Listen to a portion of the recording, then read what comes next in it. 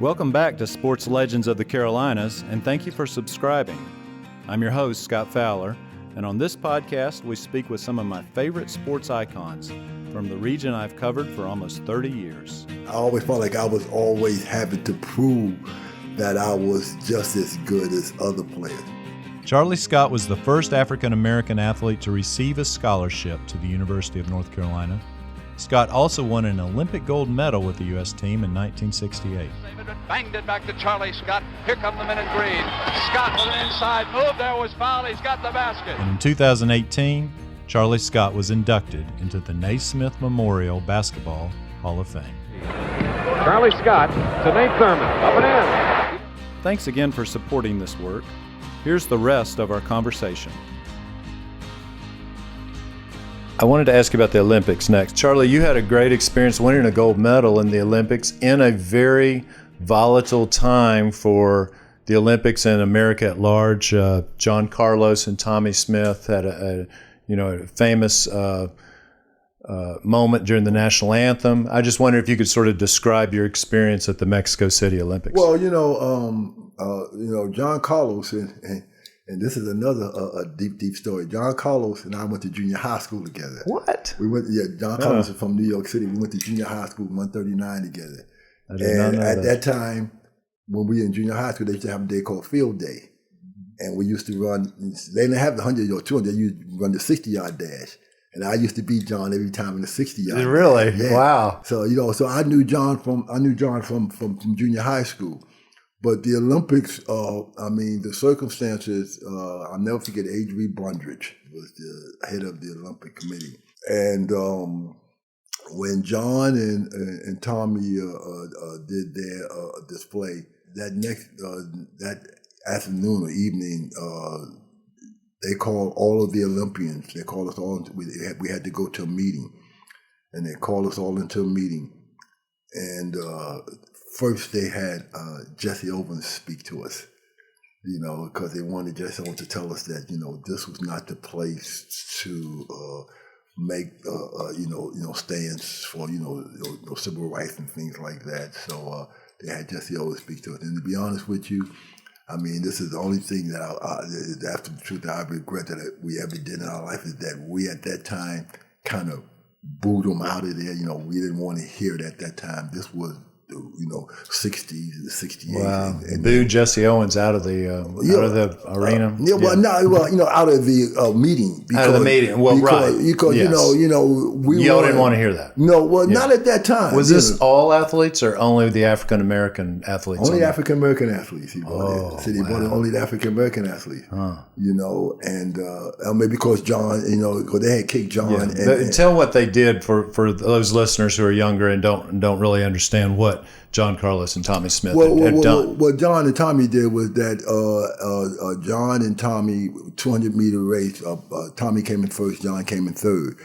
But on the podium, they raised a black fist and had a black glove. And Avery Brundage took that as a insult to the circumstances. The United States leads the Olympics in medal awards, and men stood on the victory platform with bowed heads, wearing black socks and gloves in a racial protest. And then they were immediately kicked off the Olympic team and kicked out of the Olympic Village and were immediately sent home. At that time, and huge controversy. Oh, well, I mean, and not only a huge controversy, I think it was very costly to them in their lives after that point in time. I remember reading at a time where Tommy Smith said he had to work at a car wash, washing cars, and people would come in, get their car washed, and then take a picture with them, But it was very tough. And then Avery Brundage made it very clear, and in fact, he took a couple of us, me and Spencer Hayward, aside because we were only at that time 18 years old. And he wanted us to understand that he was very serious that if we were to do anything of that nature, that they would kick us off the Olympic team. And the thing about it was that when you're on the Olympic team, they held your passports with you also because it was a group circumstance. So, I mean, I didn't want to be left in Mexico City without we kick off the Olympic team with no passport to get back, and just these was my first really time traveling, out of the country,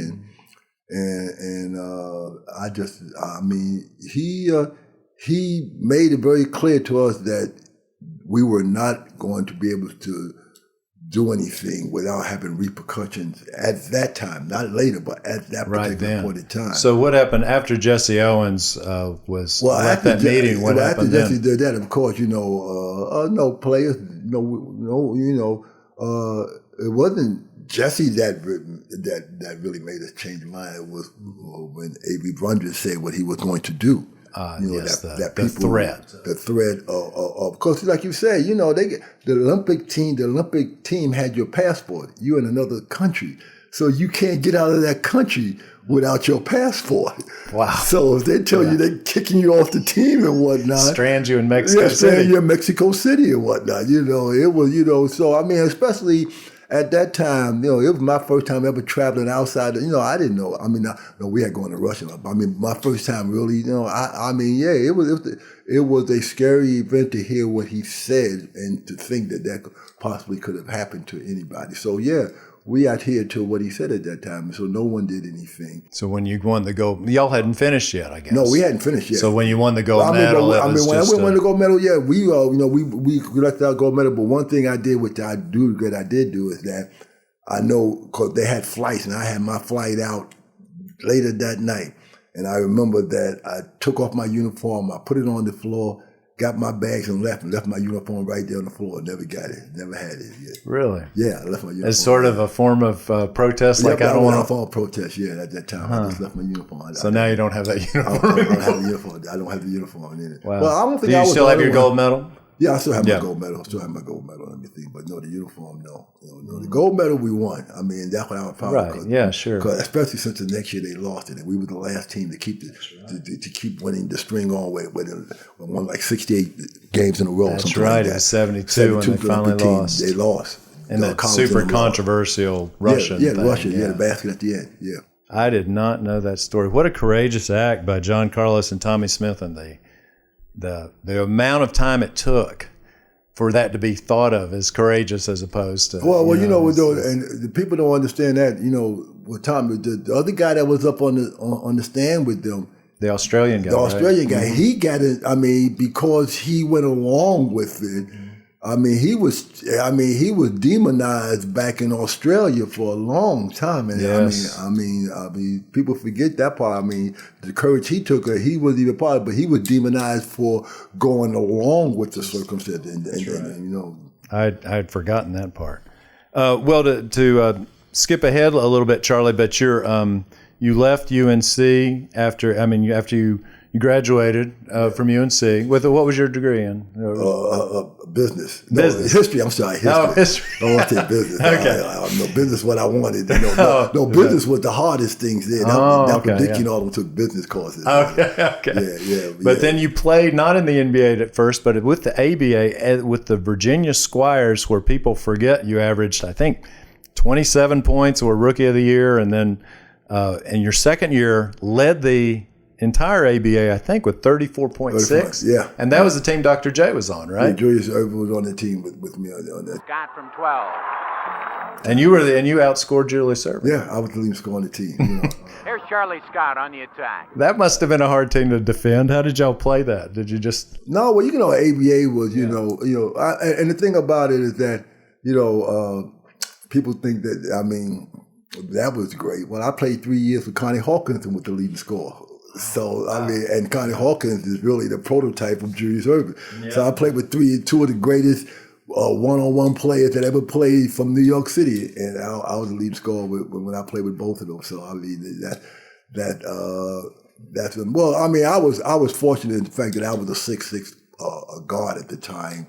which, at that time there was maybe one other, which was Oscar Robertson. Oh yeah, so you were So taller, I was a prototype, and for you the were a tall leaper guy. also, as well as a great shooter. Yeah, so I mean, position. No 3-point line though. Yeah, no 3-point. Yeah. But I mean, well, the ABA, In the ABA, you had one. but I didn't shoot many 3-point lines. Shooting many 3-point. Really? The 3-point line was way back then, a lot further back than they have it now. Oh, right.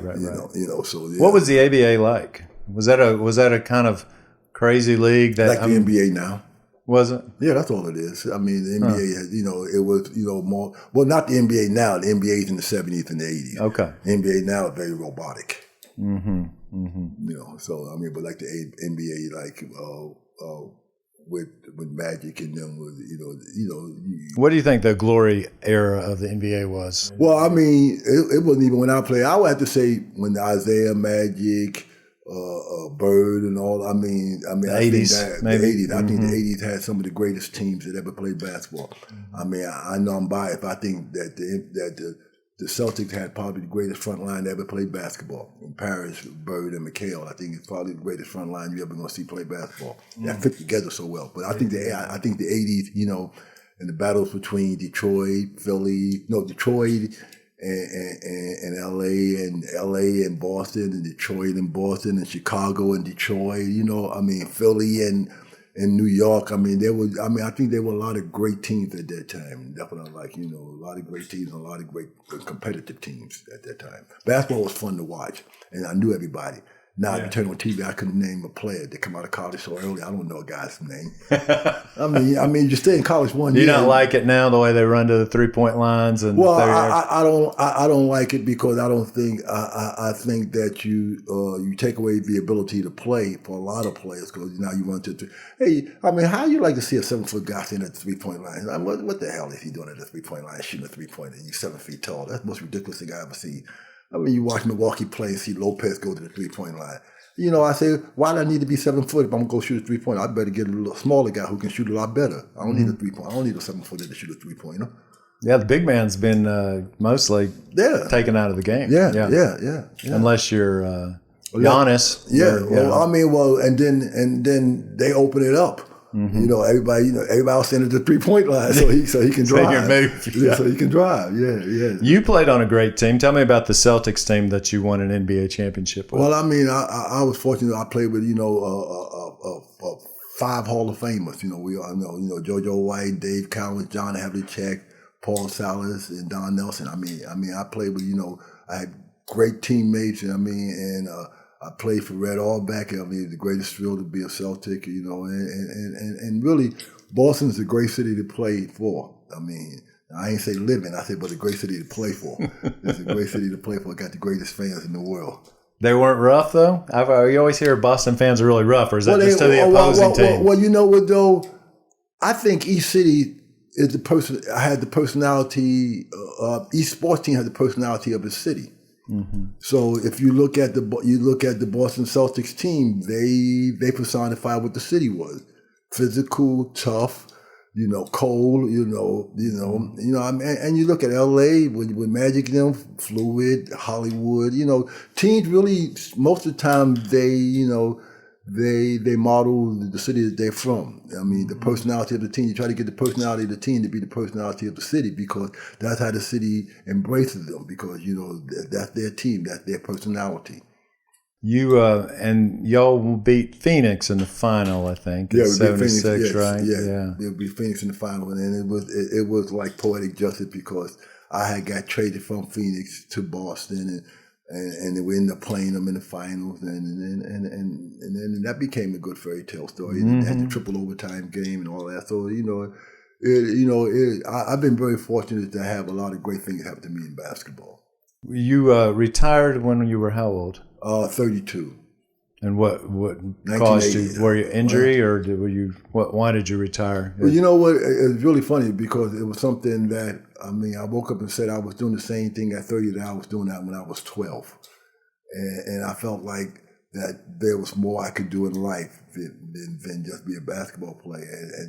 And to be honest, if I was making $20 or $30 million what they're making now, I'd have played till I was 40. But the thing about it was that, I had a good salary, but it was a salary that was comparable to having a great job. So I felt like, and I always said, the neighborhood that I lived in, always lived in, I was the only athlete. So the other people were doing other things that were making just as much money as I was. So there had to be other things, opportunities that was just as worthy or just as financially rewarding as playing basketball. So, I mean, I was always into that type of mindset. So you really just kind of burned out on it. I mean, it wasn't like I had a knee injury and I couldn't possibly walk anymore or anything. Well, I wasn't burnt out. I just felt like I wanted to. There was more to life? There was more to life than just basketball. And like I said, I played it, like I said, because I never had family. It was always, to me, it was my family. It was the camaraderie, it was my brothers and whatnot. And when it got to, you started getting traded from team to team, then it's no longer family. Then it's commodity. Then it's, it was paycheck. And that's when I said, I could, I was making at that time maybe $250,000, $200,000, $300,000 a year. And I said, there are jobs out there that I can make this type of money.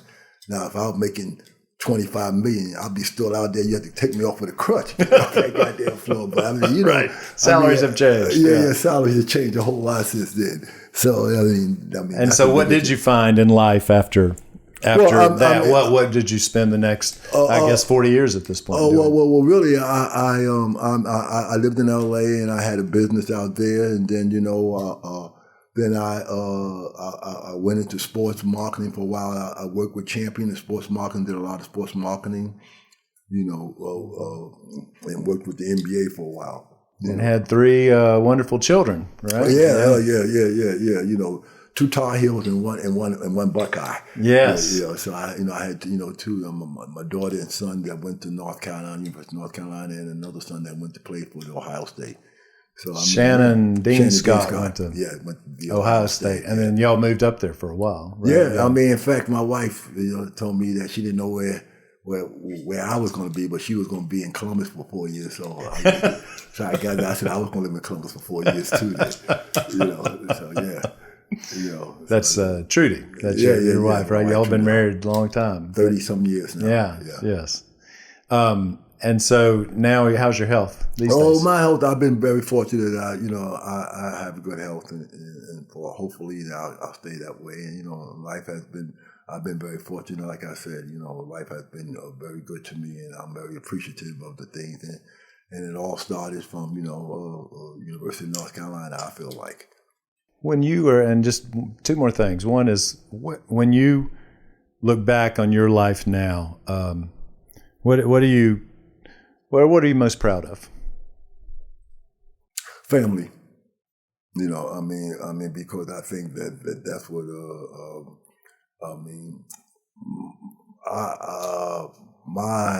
I would say Coach Smith is still the way I judge, what I do, and the most important thing to Coach Smith and what he had taught us was family. Family is the most important thing, and what you do with your family, I think, is the most important thing. I mean, that to me would be my biggest. I think that's the most thing I'm most proud of.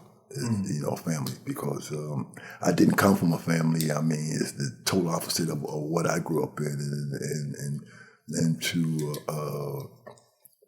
have a family that is really a very been the most rewarding thing in my life. Yes, you made a family, right? You didn't necessarily have one, but you made 2, really, a basketball family and a traditional family. I have my Carolina family, and I have my, it all starts, the most important thing that I think I've done is my family, and I look at success as my children's success. Mm-hmm.